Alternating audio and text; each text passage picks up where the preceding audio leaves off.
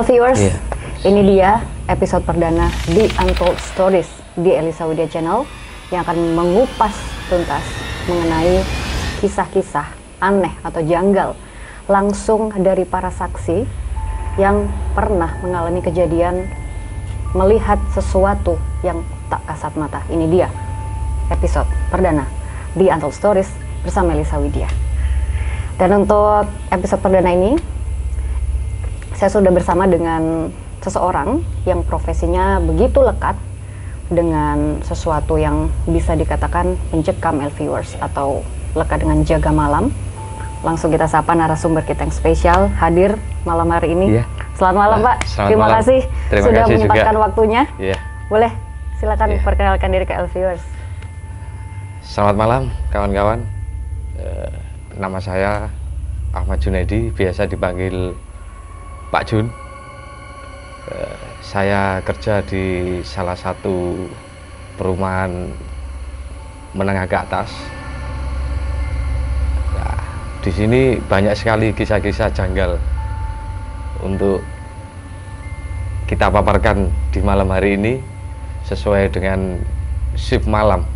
Jadi kemunculan aneh-aneh itu di shift malam. Oh, jadi kalau boleh tahu mungkin sudah berapa lama Pak Jun ya saya manggilnya ya, Pak Jun ini sudah berapa lama berprofesi sebagai satpam atau security ya gitu? Jadi saya kerja di perumahan sini itu sudah hampir 2 tahun. Jadi mulai pandemi kemudian saya kerja security full 2 tahun ini. Jadi kejadian-kejadian aneh itu sering saya alami sendiri. Bukan dari cerita teman-teman, jadi real itu kejadian nyata. Jadi langsung dialami sama Pak Jun sendiri ya. Dan ini tidak ada rekayasa, Viewers, ini semua kisah 100% based on true story. Jadi bisa ceritakan ke Viewers ya Pak Jun, kronologi kejadian pasti sering ya shift malam. Biasanya berapa jam? Jadi di sini saya tugas untuk sebagai security itu jadwalnya 42. Jadi ada 3 regu. Yang pertama itu regu saya, dan yang kedua ini teman saya, otomatis kan nggak mungkin saya sendiri. Jadi pas waktu untuk shiftnya itu 42. Jadi kita itu siang hari 2 hari, malam 2 hari, 2 hari libur. Jadi yang bertepatan dengan kejanggalan-kejanggalan ini pas waktu shift malam. Shift malam 2 hari 2 hari, iya. Nah, itu jadi gimana ceritanya Pak Jun? Tugas kita itu adalah salah satu SOP, itu adalah patroli. Jadi kita ditekankan untuk patroli tiap 3 jam sekali, 3 kali. SOP-nya seperti itu. Jadi pas waktu kita patroli, biasanya itu pas patroli yang ketiga, 3 jam berikutnya itu. Jadi ada yang 3 jam ya? Iya, 3 jam, 3 kali. Yang ketiga kali? Yang ketiga kali itu. Apa ini yang biasanya ketiga kali? Ini biasanya gini, kalau malam hari kita itu kan jaga di klaster, salah satu klaster, dan kita pindah-pindah gate-nya itu. Jadi kadang klaster sini, kadang sebelah, kadang depan. Jadi nggak menentu. Jadi wilayahnya keseluruhan untuk wilayah patroli. Kemudian pas waktu salah satu klaster ya ini yang janggal sangat aneh itu, posisi kita ada SOP, kalau ada tamu harus kita filter, kita tanyai dulu, kita minta identitas pertama, tujuannya kemana, kepentingannya apa. Jadi 3 ini yang harus kita cek terlebih dahulu. Nah, kejanggalannya itu pas posisi kita udah kasih tahu, kita minta identitas, kemudian otomatis arah tujuan kan udah jelas. Kalau logika itu kan cepat. Kenapa kok lama gitu? Nah, di sini kita sebagai security itu harus ada unsur curiga. Ini curiga ini perlu. Jadi kita nggak harus percaya meskipun itu pakai baju Gojek, ya mohon maaf untuk profesi Gojek. Jadi kan bisa saja. Kan ada oknum-oknum yang menggunakan itu ya. Betul, jadi kita arahkan kok lama kembalinya gitu. Jadi ini sering. Berarti permisi, kebanyakan profesi ojol biasanya ya. Iya. Karena kan ngantar ngantar makanan. Itu Iya. malam hari kan? Malam hari. Oke. Jadi udah jam tidur. Ini Berarti kan rawan. biasanya setelah jam 9 gitu mulai. Sekitar jam 11 malam, jam 12, ada Jam-jam juga jam-jam sekian. Jadi kita ini kan antisipasi, jaga keamanan warga yang kita jaga. Oke, Jadi tugas kita. Kemudian pas waktu kembali itu kok lama. Jadi ini kan kita timbul tanda tanya, kok lama? Sedangkan untuk tujuan udah jelas. Kita kasih tahu lorongnya ini, misalnya tanya blok rumahnya ini, kok lama? Ya, kita datangin. Kemudian di lokasi tujuan kok nggak ada. Ternyata lorong kan banyak. Kita lihat itu ada sepeda muter terus. Nah, jadi kita lihat, baru kita jemput. Pak, permisi, ada yang bisa dibantu? Udah ketemu dengan alamat yang dituju. Udah Pak, ini saya mau keluar, tapi nggak bisa keluar, kok muter terus. Nah, ini kejadian. Kalau dulu saya sendiri asli orang Jawa, punya saudara, punya orang tua, itu cerita kalau dulu, kalau kita lihat ya kronologi geografinya perumahan ini dulunya itu kan area sawah. Jadi sebelum pengembang ini meluas untuk perumahan ini kan dulunya itu sawah. Jadi untuk nunggu area sawah itu paling enggak orang dahulu itu ngasih semacam tumbal, itu akar rimang, dan melekat sampai sekarang. Meskipun di sini udah banyak perumahan. Jadi seperti itu. Jadi banyak orang tuh mau keluar tapi nggak bisa, susah. Apalagi punya tujuan jelek, malah lebih susah. Itu. Jadi kita bantu. Mungkin viewers juga bertanya ya, apa tadi? Akar rimang. Pada saat ada harus ada akar rimang, itu asal usulnya? Asal usulnya itu gini, dulu tuh akar rimang itu digunakan sama orang-orang terdahulu itu buat menjaga area sawah. Kalau di tempat saya itu tambak, jadi orang mau niat jelek itu nggak bisa keluar dari pekarangan situ. Jadi muter terus orang itu sampai nunggu ini pemilik rumahnya datang. Pemilik rumah atau pemilik ladang, pemilik tambak. Nah itu datang baru sadar. Jadi seperti itu. Jadi ada yang memang karena dulu sejarahnya di perumahan yang tempat Pak Jun menjaga itu pernah ada dulunya tempat sawah ya, betul ya? Betul.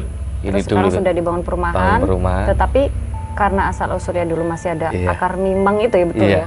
Bahasa masih dari ada Jawa itu ya? Iya. Akar imang. Kalau Jawanya akar imang. Imang. Iya. Kalau sekarang kita bisa lihat di Google akar mimang. Akar mimang tuh hanya ada di tak kasat mata ya? Kalau di ada. Kita lihat juga itu buahnya itu kayak ini pohon dewan daru. Jadi buahnya itu kayak belimbing kecil, cuma berwarna. Jadi bisa kok cek di Google juga bisa. Tapi kalau yang akar mimang sendiri bisa kita bilang goib ya? Iya, goib. Tidak terlihat. Tapi itu sedangkan sudah beberapa tahun yang lalu masih berpengaruh ya sampai sekarang walaupun sudah dibangun perumahan. Terus ada berapa orang yang biasanya tersesat dan berapa lama? Apakah sampai 1 jam, 2 jam gitu? Setelah itu apakah mereka rata-rata kelihatan linglung gitu atau pucat atau gimana? Tadi Pak Jun bilang akar mimang ya? Iya, aku betul. baru denger loh viewers. Sebenarnya akar mimang ini apa sih? Kayak pohon gitu atau akar pohon atau gimana? Bisa itu dijelasin Pak Jun? Pohon berbuah juga. Kalau kita telusuri itu buahnya itu seperti buah cermih. Oh, saya tahu. Warna ya. Jadi kecil gitu. Nah, yang dibuat untuk ini menjaga area pekarangan, baik sawah, tambak, itu akarnya yang dibuat untuk biasanya bikin orang tersesat. Itu ya? Biasanya berapa lama tuh orang kalau tersesat yang pengalamannya sampai nunggu sendiri ya? Yang punya lahan itu tahu. Kalau misalnya semalam dia punya niatan jelek, ya semalam muter terus sampai pagi baru ketemu yang punya lahan, yang punya tanah, baru itu bisa kembali gitu lagi ingatannya ya. Nah kalau di perumahan ini sendiri atau tempatnya Pak Jun jaga, pernah tadi disebutkan profesi Iya. ojek online ya biasanya. Iya. Tapi pernah ketemu nggak orang tersesat karena dia ternyata Sering. niatnya jahat? Bukan sekali, 2 kali. Ada? Itu satu mungkin punya niatan jelek. Biasanya Gimana itu itu ceritanya Pak Jun? jadi pas waktu ada tamu itu mau ngantar makanan, jadi kita tanya, kita cek dulu identitasnya satu, yang kedua tujuannya kemana, terus keperluannya apa. Jadi pas waktu kita tunjukkan arahnya, kok lama nggak kembali, harusnya kan cepat. Nah di situ itu posisinya kita nyari info, kok lama, jadi kita survei dulu. Di situ kita temui orangnya itu, kita sapa. Setelah kita sapa, selamat malam Pak, ada yang bisa dibantu? Ternyata beliau mau nyari tempat untuk keluar dari klaster itu. Jadi saya udah lama Pak mutar-mutar mau nyari tempat untuk keluar, susah gitu. Jadi gerbang pintu keluar itu seolah-olah rumah, jadi nggak ada untuk pintu keluar. Wah, viewers nggak bisa bayangin ya kalau kita niatnya kayak hanya misal mengantar makanan kerja ya, tiba-tiba berputar itu lama apalagi juga. malam hari ya. Iya. Nah biasanya dari cerita-cerita orang yang tersesat itu ya, dia dilihatkan sesuatu yang tak kasat mata nggak, atau hanya Enggak, tersesat aja? cuma tersesat aja. Jadi memang dibuat seperti ini untuk dulu pemilik tanah sebelum jadi perumahan, jadi membekas sampai sekarang juga, karena itu kan semacam kayak tumbal. Jadi tumbal ini ibaratnya gak keramut, udah nggak ada tuan, jadi udah seperti itu. Saya kalau Dan berkelanjutan terus. ngomongin tumbal aja ya, itu sudah merinding ya. Apalagi tumbal yang nggak terawat, itu pasti korbannya ke orang-orang yang ada di tempat tersebut. Area, Walaupun sebenarnya sudah ditinggalkan gitu. Iya. Dampaknya sampai sekarang itu. Sampai sekarang juga. Sekarang berarti yang Pak Jun penting dan kawan-kawan semua kalau jaga teman-teman, saya kasih info, jangan lupa berdoa dulu, biar nggak ada apa-apa gitu. Kan ini kejadian bukan saya aja, dari teman-teman rekan-rekan security juga banyak yang mengalami seperti ini. Jadi pada saat jaga, kemudian ada yang mengaku tersesat. Iya. Itu biasanya kalau Pak Jun lihat ya, sudah tahu ada tersesat, mereka kelihatan gimana? Linglung, pucat, atau jadi, kayak orang nggak sadar? Ya, kayak gitu? orang nggak sadar gitu. Mau nyari tempat keluar nggak ada. Jadi lama. Jadi kita yang ngantar. Jadi ibaratnya kita tuannya. Jadi yang tahu lokasi kita arahkan. Jadi sebenarnya sih bagus juga kalau dilihat dari segi keamanan. Oh betul. Iya, tapi ya dampaknya ke orang lain juga ada sisi negatif sebenarnya juga. Kasihan kalau niatnya baik ngantar makanan kemudian disepertikan itu kan juga kasihan juga gitu. Nah ya itu makanya ya ruginya kasihan juga ya saya melihat korban-korban yang sebetulnya tidak bersalah begitu, yang nggak ada niat jahat sama sekali, akhirnya jadi korban. Jadi korban juga. Jadi sebetulnya akar memang ini kalau menurut Pak Jun ya, memang kalau untuk sebenarnya dari itu profesi security sendiri itu merugikan nggak, atau lebih banyak ruginya atau banyak ruginya? Jadi kita energinya terkuras betul. Jadi sering negur, nyari orang ini kok nggak kembali, kita cari, kemudian kita arahkan keluar, kan terbuang juga energi. Ini untuk akal sehat. Tapi untuk segi keamanan memang sih aman. Iya, gitu. kalau bisa dibilang jika ada orang yang masuk dimensi lain ya bisa dibilang itu begitu menguras tenaga ya rasanya. Ada juga yang beberapa bilang, saya pernah cerita sama teman-teman juga ya Pak Jun, kalau kita masuk dimensi yang lain begitu, di sana berapa hari, di sini baru berapa menit, atau mungkin sebaliknya. Saya juga nggak pengalaman dan mudah-mudahan nggak pernah dilihatkan seperti itu. Tapi memang katanya begitu menguras energi, apalagi Pak Jun sebagai security yang langsung bersentuhan sama orang-orang yang baru saja terjebak di dimensi lain, istilahnya seperti itu ya. Kemudian Pak Jun setelah menyadarkan mereka gitu, apa yang biasa Pak Jun lakukan? Itu memberitahu mereka gitu, atau mereka akhirnya gimana? Ada rasa trauma nggak untuk kesini lagi atau? Ya tetap trauma, kalau manusiawi sih tetap trauma. Kemudian ya ini tugas kita, yaitu untuk mengingatkan lain kali kalau masuk berdoa dulu atau pamit lah paling nggak ke security. Dan itu kebanyakan ini nggak izin di security. Mungkin security-nya lagi sibuk apa, kirim makanan langsung aja, setelah itu kembalinya susah. Rata-rata di situ. Tanpa izin pun sudah termasuk. Iya.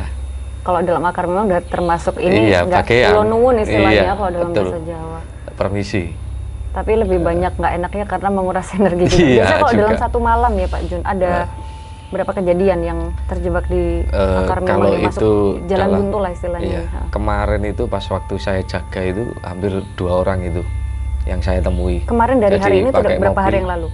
Ya sekitar 1 mingguan lah saya jaga. Kan ini Berarti shift pagi. sampai sekarang ya? Iya sampai sekarang luar biasa.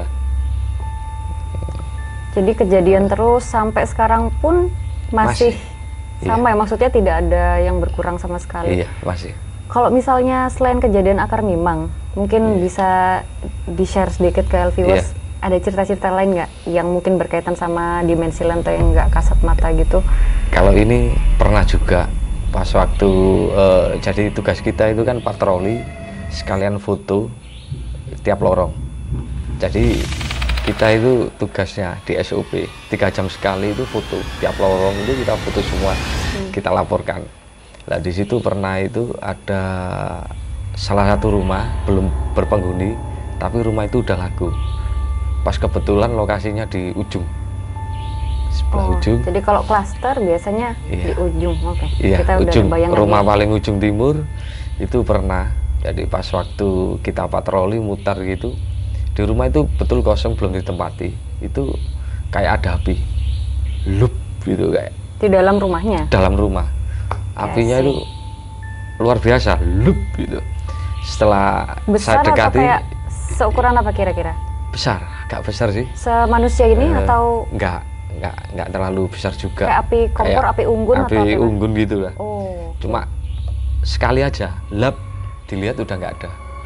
Nah di situ kan otomatis saya timbul tanda tanya, ada apa kan gitu. Akhirnya saya cross check itu sendiri, saya cross check, saya lihat pintu juga tertutup karena tugas kita, berani nggak berani harus berani karena bagian dari tanggung jawab kita sebagai security. Kemudian pas waktu kita lihat nggak ada apa-apa, pintu terkunci dan itu nggak ada apa-apa, cuma api, kelihatan api itu cuma sekali itu. Sama yang ini tadi saya cerita ada akar mimang. Akar mimang. Iya. Oh kalau yang api itu memang sekali ya? Itu Sekali. kalau menurut, itu waktu itu Pak Jun lagi sendirian atau patroli? Sendiri. Kalau di sini kan jaga sendiri-sendiri. Ada Jam malam. pada saat melihat api itu ada perasaan merinding gitu Ya, atau? tetap manusiawi itu pasti ada ya? meskipun sak berani-beraninya orang itu tetap manusiawi pasti ada. Karena Entah memang- itu bulu kuduk berdiri. Betul. Iya. Tapi kan hati yang menguatkan. Karena tanggung jawab tugas sebagai security. Ya, berani nggak berani harus berani. Iya, Gitu. betul. Mungkin Iya. kita kalau dengar cerita Pak Jun, saya aja tidak bisa membayangkan ya profesi security. Kita tidak bisa menyepelekan viewers. Terkadang bilang cuma jaga saja, ada jaga siang, ada jaga malam, dan ini bisa waktunya berjam-jam. Banyak sekali yang dihadapi, tapi harus kuat iman, kuat mental, dan tetap ingat dengan tanggung jawab. Jadi apapun profesinya kita harus saling menghargai ya. Satu terakhir Pak Jun, mungkin pesan-pesan buat teman-teman viewers semua yang sesama profesi security atau pesan secara general mengenai Siap. akar mimang ini yang mungkin pernah ada yang kejadian ya, akhirnya dapat pencerahan, oh saya pernah tersesat mungkin kena akar mimang, mungkin pernah ada niat jahat, apa kira-kira yang Jadi pesan yang intinya disampaikan? setiap kita, sekalapun profesi kita, baik security ataupun yang lain, tujuan kita cuma satu, nyari nafkah untuk keluarga. Jadi jangan lupa berdoa. Mungkin dengan diiringi doa, segala sesuatu bisa lancar lah. Meskipun ada apa-apa, tetap ingat yang di atas. Betul. Itu yang utama. Ingat sama Allah Subhanahu Wa Taala. Semuanya itu kuatkan juga iman. ciptaan Allah. Betul. Jadi nggak usah takut, sama-sama makhluk juga. Cuma beda dimensi. Ya intinya berdampingan. Udah. Luar biasa, Iya. Pak Jun, terima kasih. Sama-sama. Mudah-mudahan Iya. cerita-cerita yang tadi sudah di-share di program The Untold Stories ini bisa memberikan pencerahan, manfaat. Memang kita ini hidup berdampingan dan kita harus saling menghargai adat istiadat, budaya, tempat. Kalau kita di tempat yang belum pernah kita singgahi atau nggak kenal, istilahnya kalau dalam bahasa Jawa kulo nuwun atau permisi dulu, dan kita harus menggunakan tata krama dan sopan santun. Itulah Pak Jun. Terima kasih Pak Jun. Semangat mencari cuan, mencari nafkah, kuatkan iman, kuatkan mental, tetap sehat terus dan salam buat keluarga. Sama-sama. Terima kasih buat viewers. Kita ketemu lagi di episode The Untold Stories berikutnya.